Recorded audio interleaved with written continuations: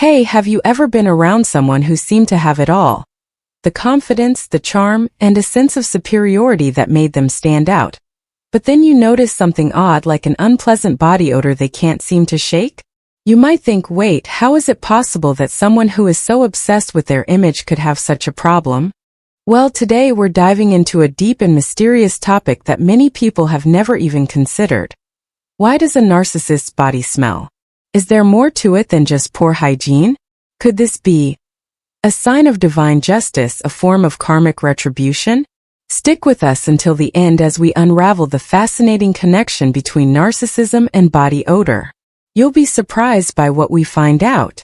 But before we dive into this intriguing journey, make sure to hit that subscribe button, give us a like, and don't forget to share this video with your friends, because trust me, this is a story that you won't want to keep to yourself. Let's get into it. It might sound strange to think that there's a connection between someone's personality traits and the way they smell, but when you look deeper, the concept becomes even more intriguing. Narcissists are often characterized by a strong sense of entitlement, a need for admiration, and a lack of empathy.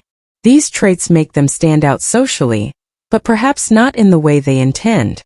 Could it be that this outwardly charming yet deeply flawed personality type has more to reveal than just their words and actions? Could their very odor be a sign of something greater at play, like a hidden message from the universe or a divine punishment for their ways? Now think about it. Throughout history, various cultures have believed in the concept of karma. What you put out into the world comes back to you. And many people, regardless of their faith, have wondered if some misfortunes are simply the universe's way of balancing the scales. If that's the case, could the unpleasant scent of a narcissist be part of a cosmic equation? Is this nature's way of signaling to others that something about them is off? Well, the idea might sound far-fetched, but stay with me here, because what we're about to uncover might change the way you see these kinds of people forever. Some say that the body is a temple, a reflection of the mind and soul. For a narcissist, whose mind is often clouded by self-centered thoughts and manipulative tendencies, could it be that their body reflects these dark inner workings in the form of a foul smell? When people are deceitful or harbor negative emotions, like envy, bitterness, or pride, many traditions and spiritual beliefs suggest that these emotions can manifest physically. And one such manifestation could be an unpleasant odor. It's like their inner turmoil seeps through their skin, revealing a side of themselves that they can't cover up with fancy clothes or expensive cologne. If you've ever been close to a narcissist, you might have noticed that no matter how much they try to present themselves as flawless, there's always something that seems a bit off.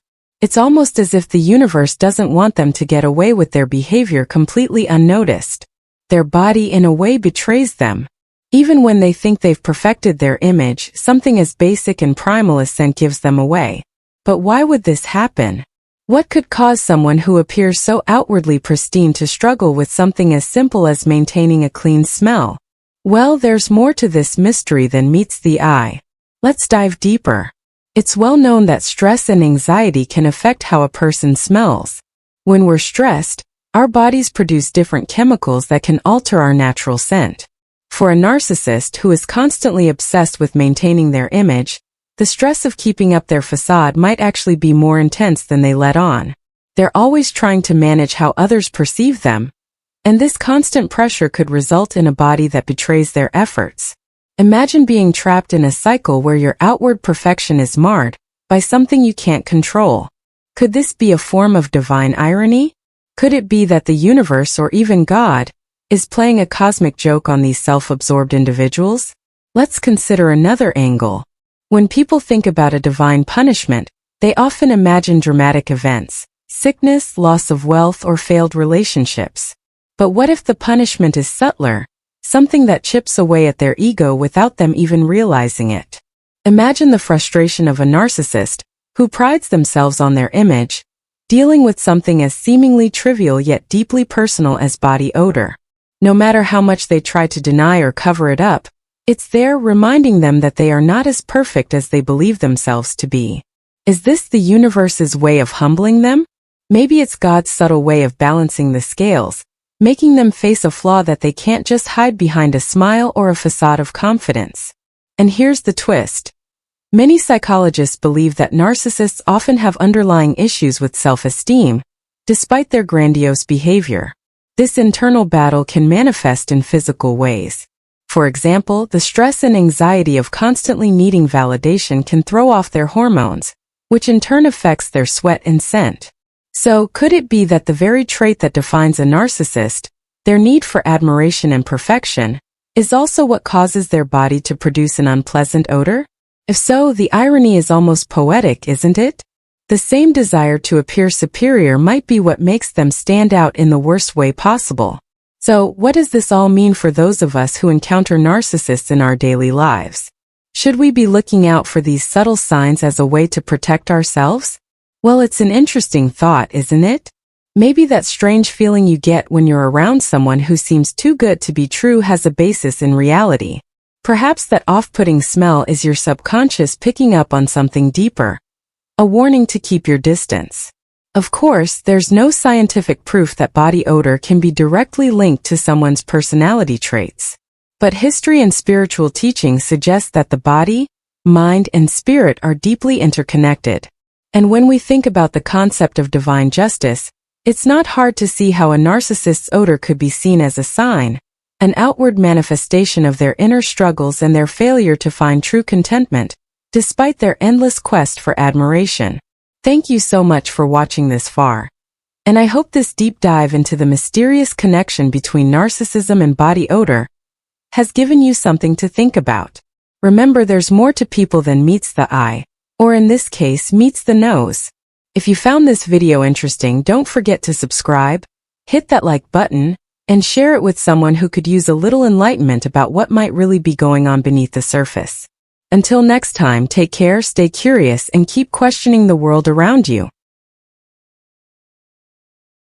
Hey there, everyone. Have you ever thought about how narcissists will do anything to break things? Today we are going to talk about this interesting subject.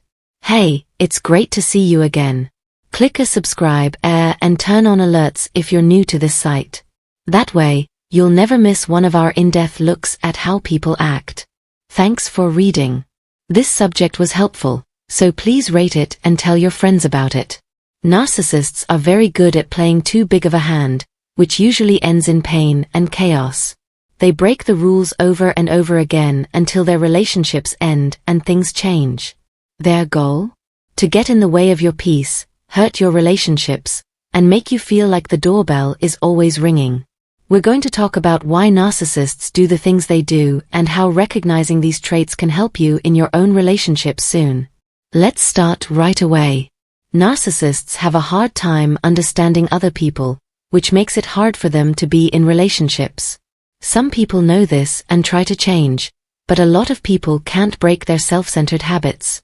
They have a hard time getting close to people and tend to pull away when something gets too strong.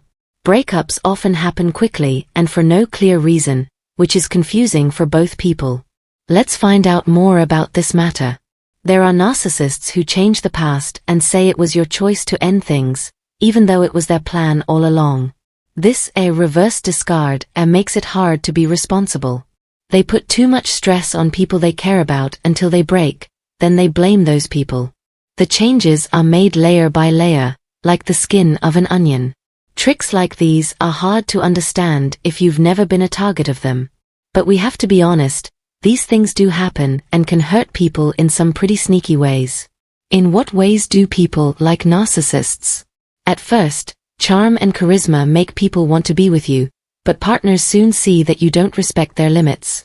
Things like leaving texts unanswered that show carelessness eat away at trust over time. Insensitivity that happens over and over again shows where people's real values lie. Narcissists may be charming, but they often don't know how to relate to others in a healthy way. They hurt the people closest to them by acting on their own needs and wants. Being so focused on themselves makes it hard for them to see how their actions affect other people. You can still feel the pain of the bad times you had with that self-centered person. At the time, you didn't understand. Their pride didn't seem like a sneaky lie, it looked like a natural trait. Under the mask of loving partner and stable rock, however, there was evil. They slowly hurt your sense of self-worth by putting you down in subtle ways that seemed like fun or care. As blame was passed around and stories were spun through different people's memories, you got caught in webs of manipulation. You lost your sense of who you were in their never-ending circle of diminishment. Now that we have more information, we can see how big the betrayal really is. They took advantage of your trust and criticized you all the time, which made you break. They can't change your world or control your emotions anymore because you took off the mask to reveal the poison inside. For a moment, think about all the people who helped the ego. Did give shelter? Certainly. Did you pay your bills? Most sure. Did work hard to make sure kids had a good future? Maybe. Did help with the start of the business? It's possible. Did share a close group with? Almost certainly. Did talk about personal hobbies like surfing or snow sports? Certainly. The narcissist kept track of the details of the other person's life and planned ways to get closer and hurt relationships. Stop asking for help, take control of money, and take away freedom. Why? Since they like taking from other people. Feel free to use other people to get what you want without giving anything back. Are empty on the inside and find happiness in directing and manipulating others. Will do anything to stay in the lie web. It can be hard to see a clear way forward after narcissistic abuse.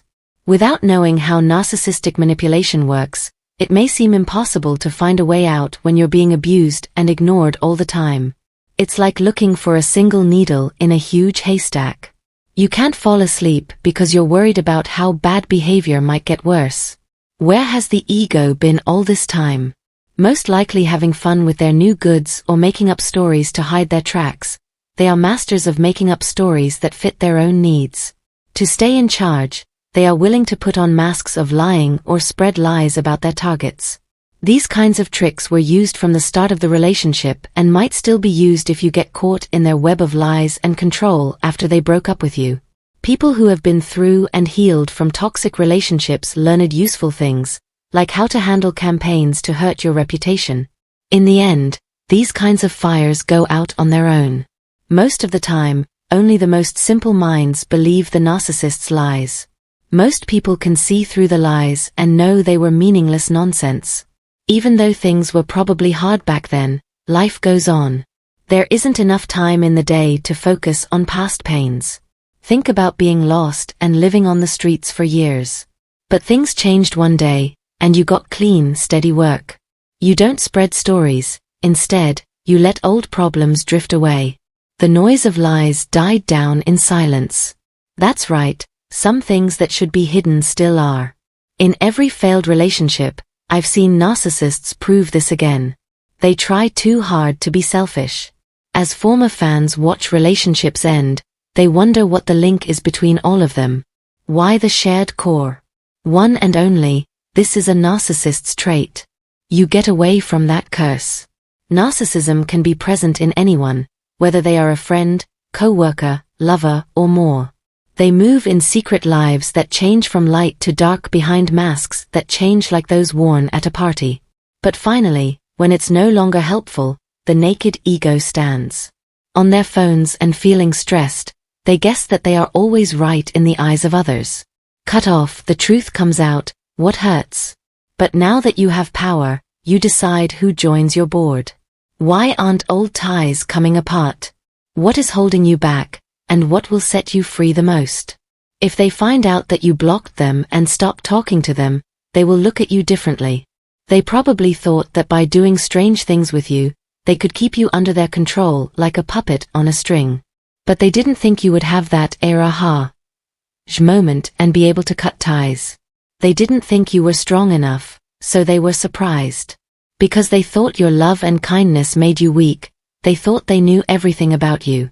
The scariest thing about empaths is that they have the greatest personalities. That's the reason narcissists want to hurt us. They take advantage of the fact that we care about them to get what they want. But there's nothing inside them, they're just empty shells. Because they can't feel feelings like we can, they can't really love. Instead, they put on masks and act like someone else to trick and control other people. Your real power comes out when you see through their act and get away from them. Mind the times your partner yelled at you, put you down, or tried to trick you. The narcissist did these mean things to you not only to hurt you but also to see how strong you were. They were testing you to see how much stress you could handle in the hopes that it would break you. No matter how long the relationship went, it was too long to deal with behavior that was so bad. Our group meets to talk about this subject because everyone in it has been abused by a narcissist. However, some have stopped caring about what the narcissist does, while others are just beginning their recovery path. No matter where you are on that path, know that what happened was not your fault. You put everything you had into the relationship and worked hard to make it work. However, for the narcissist, it was just a game, a way to trick, control, and hurt someone's sense of self. They said they would keep their word, but they never did. You were their pawn in their evil scheme to get what they wanted, and they could control you at will. There was nothing that could stop them. They loved pushing the limits. Before we end, let's talk about an important idea, the Hoover move. Even though I've already talked about this, it's important enough to go over again. When the narcissist tries to win your love back, whether for a day, a week, or forever. But giving in to the Hoover means giving up your right to refuse. Also, I want you to know how powerful it is to say a no. Some people get stuck in a never-ending dance of pain when they keep falling for the Hoover. But why do psychopaths behave in this way? They do this to see how strong you are at getting away. They want friends who understand how complicated they are but don't count on them. Turn down the Hoover and stay firm. Even if the wounds on the outside heal, they stay in the mind. Rules were broken, and friendships were broken up. Time delays don't change who is responsible, moving on without worrying about who is left in the rubble. You can either lament or rise, and rebuild based on the lessons you've learned from pain. Strength comes from not giving in to pressure, even if it costs you. You can grow from the inside out. As we move forward,